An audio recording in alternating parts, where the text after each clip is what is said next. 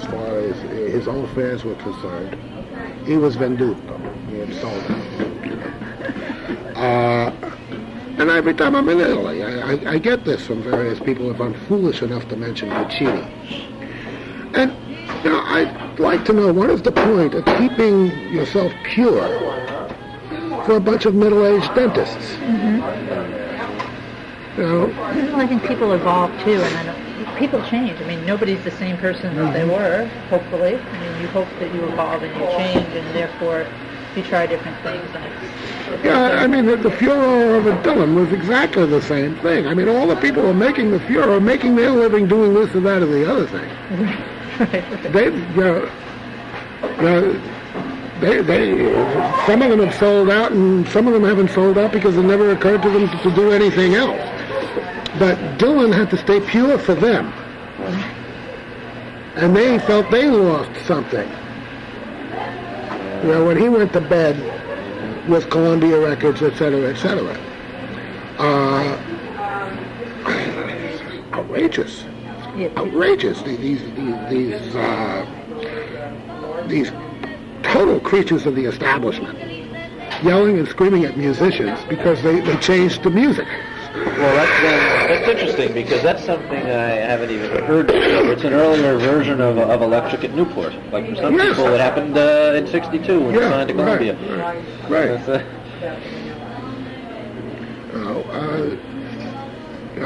I'm making my $150,000 a year, and you have got to starve so I can admire you. Hello, could you pay my health insurance bill? Thank you very much. Well, and there's a great deal of that, and it's getting more and more apparent in the folk music thing because more and more, these various folk societies and so on and so on consist of people who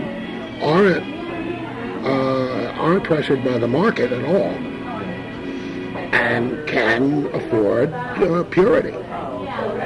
And they set very, very stringent standards for all the rest of us. Do you feel that even today? Oh, yes. Oh, yes. I don't get too much of it because I've been around for a long time. Yeah. And also I do have a reputation. Well, from the vantage point of those who are outside, frankly, I don't need to. Dave Van Ronk does what you do. People know what you're going to do. And you're not gonna be following the latest trend or the oldest trend. You're going to do what you've decided you want to do. But you're not somebody who's 22 now. You have to come in and. I used to get it. I used to catch that kind of flack all the time. I found that it was useful. It forced me to carefully think and sometimes rethink what I was doing. And it had its uses. All the debates about authenticity, purity, commercialism, so on and so on, strike me as entirely irrelevant. Some people are making good music and some people aren't. Some people are making money and some people aren't. And the two don't, it's not a one-to-one ratio on that. They're not necessarily the same people. So that we can release you and you can get on. Who in your opinion, I always ask this to people when they have to go, if you were doing what we were doing, who else would you talk to that we might have missed? I mean, we got a lot of names, but you don't know who they are. I noticed you know who Manny Greenhill is. Yeah. And where he is. Yeah. Manny would be very good. Where to start down. And we're going to try to contact him. You know what you should do? Try to locate John Court. Court. C-O-R, I think it's C-O-R-T. I don't know if there's a U in there. He was Albert Grossman's partner for about 5 years. John, if he's still around and he feels like talking, he knows where all the bodies are buried.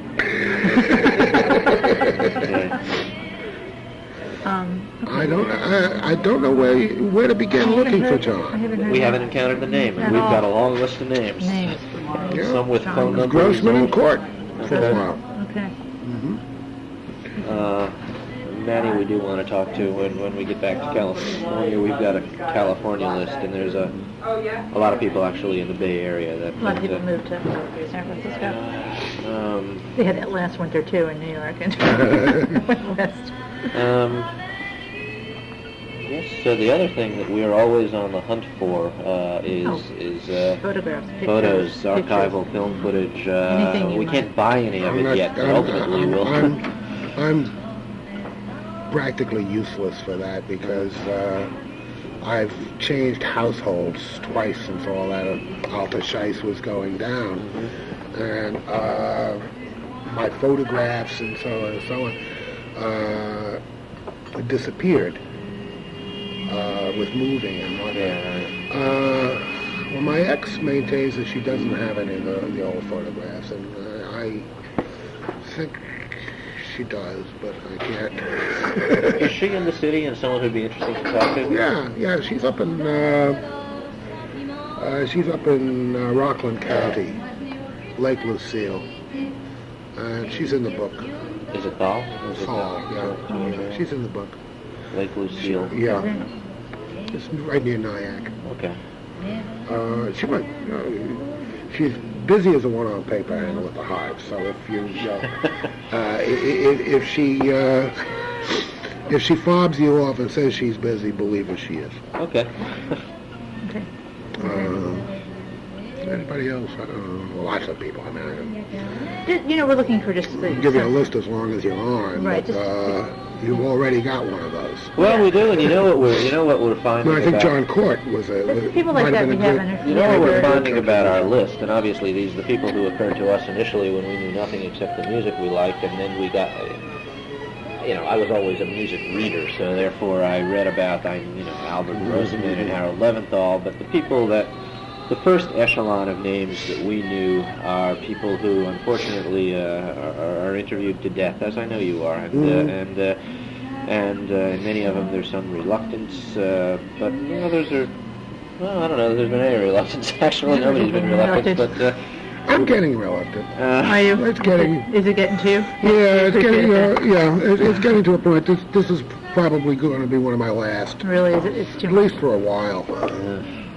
Because it was getting to a point where I was doing.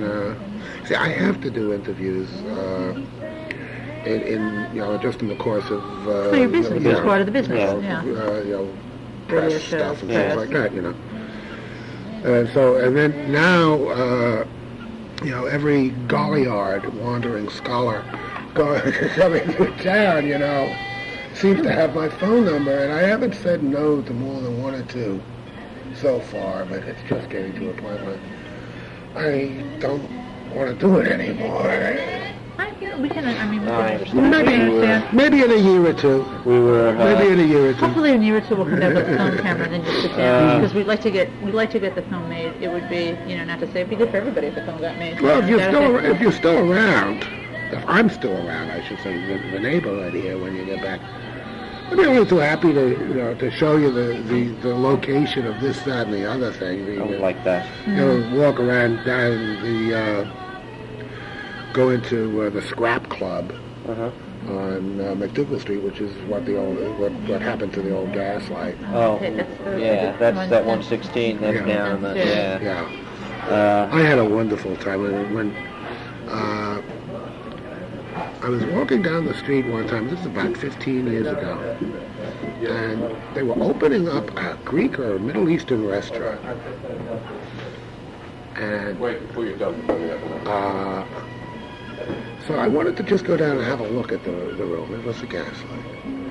I walked down, and they had put in very nice flagstone, a floor in front of it.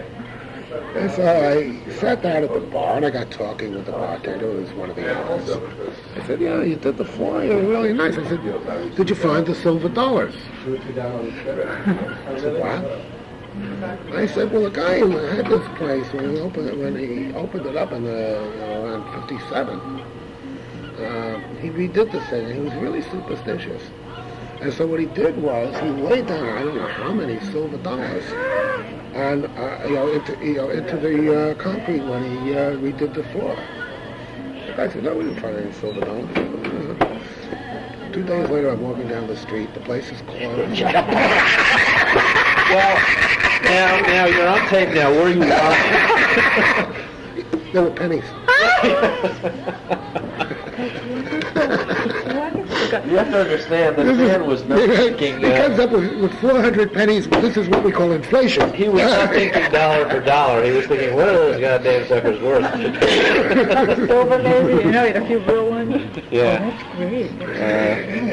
The business probably wasn't that good for you, man. This is totally unrelated, and it's when my parents back in the 60s they're not living anymore. They had their 25th wedding anniversary, and I had a great aunt Rose, my mother's aunt, who'd be over 100 now, but she'd passed away. And everyone was giving them, urns and hospital pictures made of silver and things. Right.